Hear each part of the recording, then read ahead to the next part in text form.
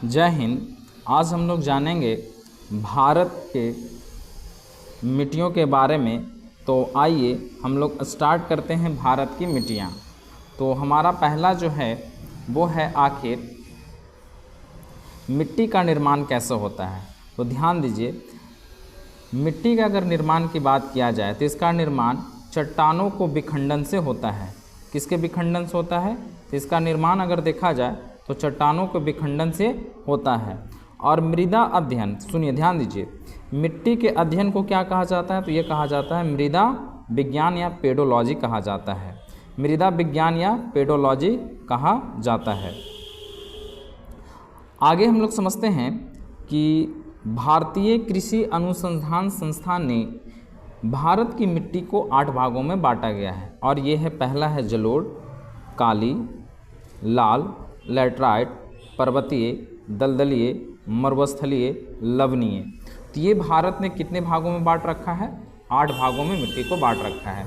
कौन कौन है? जलोढ़, काली, लाल, लैटराइट, पर्वतीय, दलदलीय, मरुस्थलीय और लवणीय मिट्टी। तो ये पूरा 8 मिट्टी को बांटा गया है।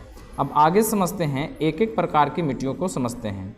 पहला जो है वो कह रहा है कि भारत में सबसे ज़्यादा पाए जाने वाली 4 प्रकार की मिट्टियाँ हैं। सबसे ज़्यादा कितनी पाई जाती हैं? तो ये 4 प्रकार से पाई जाती हैं। अब कौन कौन सा है? तो एक हो जाएगा जलोढ़, लाल, काला, लैटराइट। लाल, काला, लैटराइट कौन कौन सा मिट्टी है? लाल, काला, लैटराइट, लाल, काला, लैटराइट और एक है आपका जलोढ़।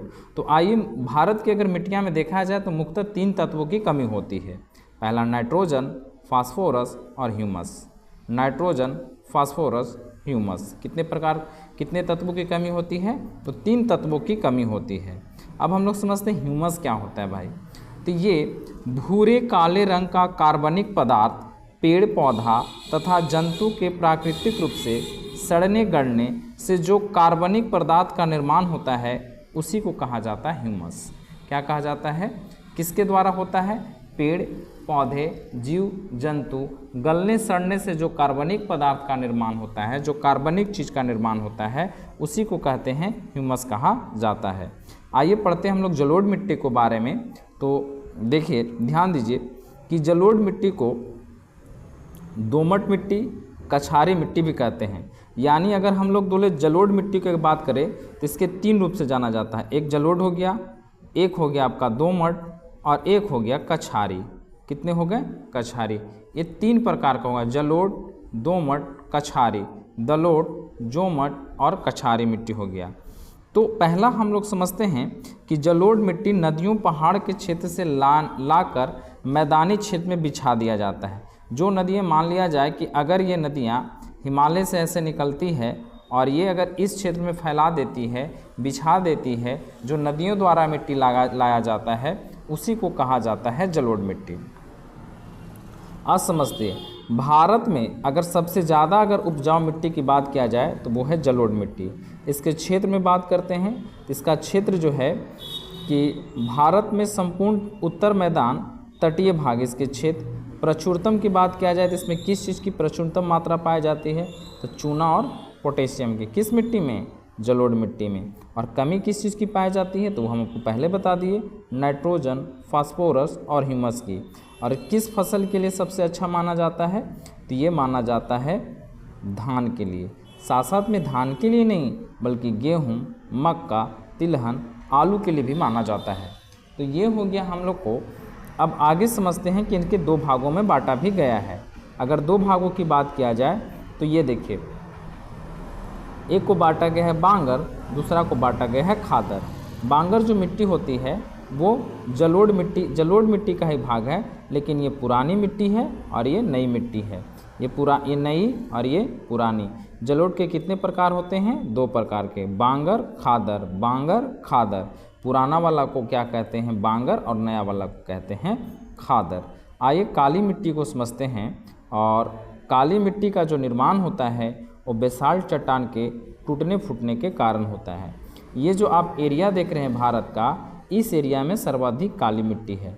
तो आप देख सकते हैं कि काली मिट्टी किन किन एरियाओं में ज़्यादा पाया जाता है। तो आप देखिएगा यहाँ पे गुजरात, महाराष्ट्र, और ये है आपका गुजरात हो गया, महाराष्ट्र हो गया, और ये आपका पड़ जाएगा मध्य प्रदेश। तो इन एरियाओं में सबसे ज़्यादा पाया जाता है।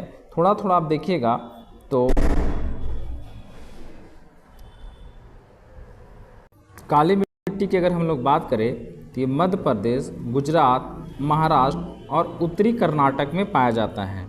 अब समझते हैं कि काली मिट्टी, तो पहले ये ज्वालामुखी विस्फोट होता है, उसके बाद बेसाल्ट चट्टान बनता है, और इन चट्टानों जो है इसके टूटने फूटने के कारण ही काली मिट्टी का निर्माण होता है। और काली मिट्टी जो होता है इसे रेंगून मिट्टी भी कहते हैं, और इसे कपासीय मिट्टी भी कहा जाता है। रेंगून और कपासीय मिट्टी भी कहा जाता है तथा लावा मिट्टी भी कहा जाता है। क्या कहा जाता है?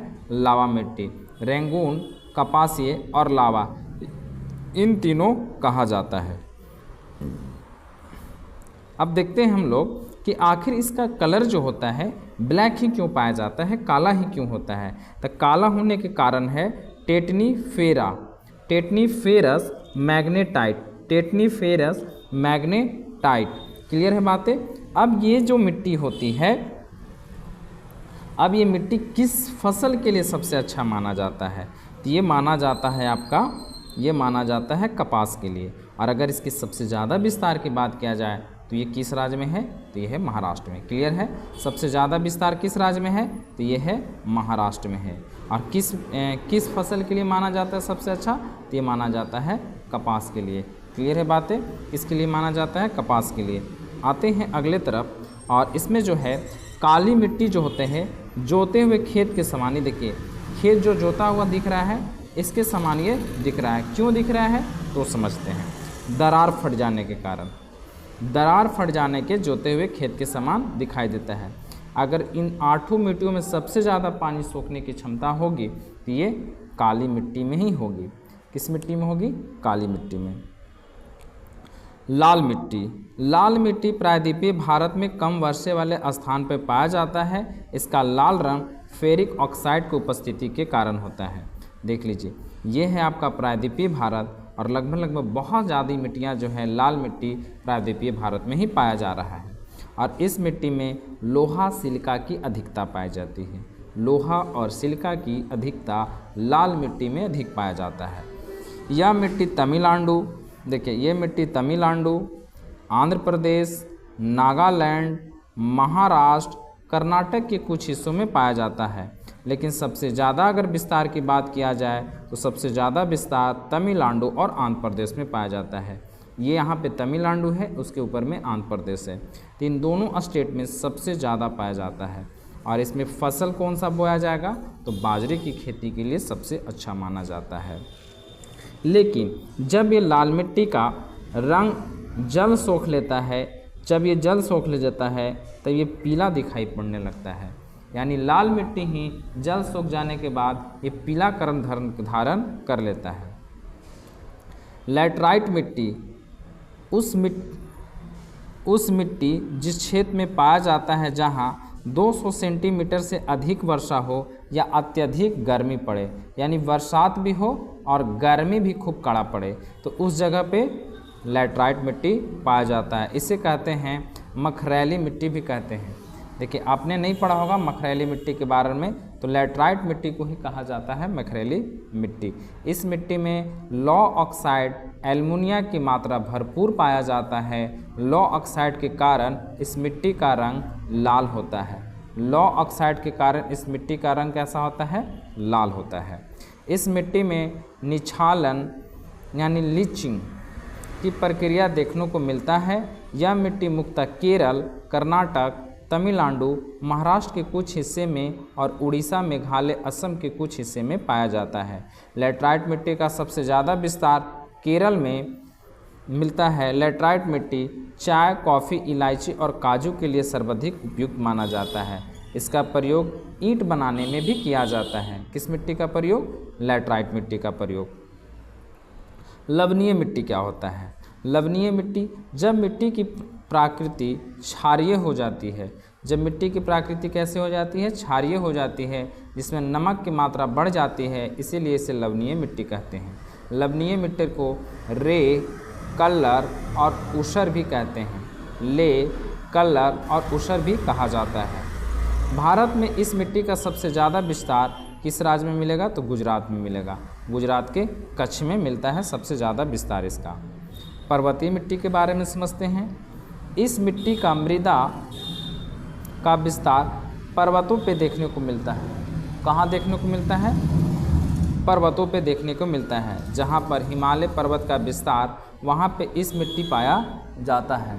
जहाँ पे हिमालय का ज़्यादा विस्तार रहेगा वहीं पे इस मिट्टी को सबसे ज़्यादा मिलता है। पर ये पर्वतीय मिट्टी का विस्तार जम्मू, लद्दाख, हिमाचल प्रदेश, उत्तराखंड, सिक्किम और अरुणाचल प्रदेश, ये वाला जो एरिया आप देख रहे हैं, इन एरिया में सबसे ज़्यादा पर्वतीय पाया जाता है। क्योंकि आपको भी पता है इन्हीं जगहों पे हिमालय है, तो हिमालय में सर्वाधिक पाया जाता है पर्वतीय मिट्टी। अगले प्रश्न की ओर आते हैं और समझते हैं मरुस्थलीय मिट्टी के बारे में। इस मिट्टी में मृदा की नमी की कमी होती है। मरुस्थलीय किसकी कमी हो जाती है? तो मृदा की कमी होती है। इसका विस्तार भारत में मुख्यतः राजस्थान, गुजरात और दक्षिण पंजाब और दक्षिण हरियाणा में पाया जाता है। कहाँ कहाँ पर पाया जाता है? तो ये पाया जाता है राजस्थान, गुजरात, उसके बाद दक्षिण साउथ पंजाब और साउथ हरियाणा में पाया जाता है। क्लियर है बातें? तो ये पाया जाता है आपका मरुस्थलीय मिट्टी। मरुस्थलीय मिट्टी भूमि होने के कारण यहाँ खाद्यान्न उगाना संभव नहीं है, पर मोटे अनाज जैसे बाजरा, ज्वार, मक्का की खेती किया जा सकता है। दलदलीय मिट्टी, दलदलीय मिट्टी का विकास अत्यधिक वर्षा और वनस्पति के सड़ने के कारण होता है।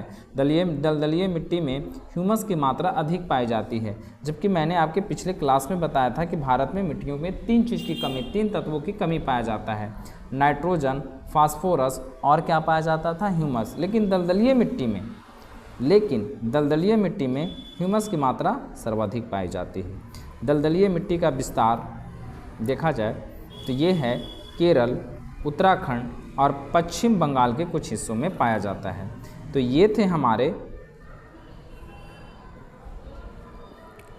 मिट्टी से संबंधित। और एक प्रश्न और छूट रहे हैं, जैसे कि देखिए, अगर उपजाऊ मिट्टी की अगर बात किया जाए तो इसका pH मान कितना होता है? 6 से लेकर 7 तक होता है। कहाँ तक होता है? 6 से लेकर 7 था। अब ये अम्लीय मिट्टी क्या होता है और क्षारीय मिट्टी क्या होता है? मिट्टी में अम्लता को कम करने के लिए चूना का प्रयोग किया जाता है। अगर अम्लता कम करना है तो उसमें चूना मिला सकते हैं, उसमें चूना मिला दीजिए। और इसको कम करना है तो इसमें क्या मिला दीजिए? जिप्सम मिला दीजिए। क्या मिला देना है? जिप्सम मिला देना है, ताकि आपकी मिट्टी की स्थिरता बनी रहे और उपज अच्छे से किया जा सके। अब आते हैं ऑब्जेक्टिव प्रश्न पे और ध्यान देते हैं प्रीवियस ईयर क्वेश्चन पे। भारतीय कृषि अनुसंधान परिषद के अनुसार भारत को मिट्टी में कितने में बांटा गया है? तो 8 में बांटा गया है। भारत की सर्वाधिक उपजाऊ मिट्टी कौन सी है? तो ये है जलोढ़ मिट्टी। भारत के सर्वाधिक क्षेत्र में किस प्रकार की मिट्टी का विस्तार है? तो ये है जलोढ़ मिट्टी का विस्तार है। नवीन जलोढ़ मिट्टी को अन्य किस नाम से जाना जाता है? खादर। बांगर को पुराना मिट्टी कहते हैं। कलर तो आपको बता दिए, कलर और रे बताइएगा। पुरानी जलोढ़ मिट्टी को अन्य नाम से जानते हैं, क्या कहा जाता है? बांगर। क्षेत्रफल के आधार पर भारत में मिट्टी का सही क्रम बताइए। तो ये है जलोढ़, लाल और कपासी मिट्टी, काली मिट्टी को। काली मिट्टी सर्वाधिक विस्तार इन सब जगह पे है। सर्वाधिक विस्तार देखा जाए तो महाराष्ट्र में है, लेकिन सबसे ज़्यादा महाराष्ट्र में है और भी जगह पे पाया जाता है। भारत में निम्नलिखित में से मृदा में से कौन सा बेसाल्ट लावा के अपरदन के कारण होता है? तो ये होता है काली मिट्टी। अगले प्रश्न है, रेंगून मिट्टी किसे कहते हैं? तो लाल का। और रेंगून से रेड और लाल भी होता है, तो ये दोनों इसी से कॉम्बिनेशन बनाता है। मिट्टी में अम्लता को कम करने के लिए चूना और क्षारीय को कम करने के लिए जिप्सम। निम्नलिखित में से कौन सी मिट्टी ईंटा बनाने के लिए प्रयोग होता है? तो लैटराइट मिट्टी। तो ये थे हमारे आज से मिट्टी से संबंधित प्रश्न, और ऐसे आपको प्रत्येक टॉपिक से प्रश्न मिलते रहेंगे ताकि आपको एग्ज़ाम में हेल्पफुल साबित हो।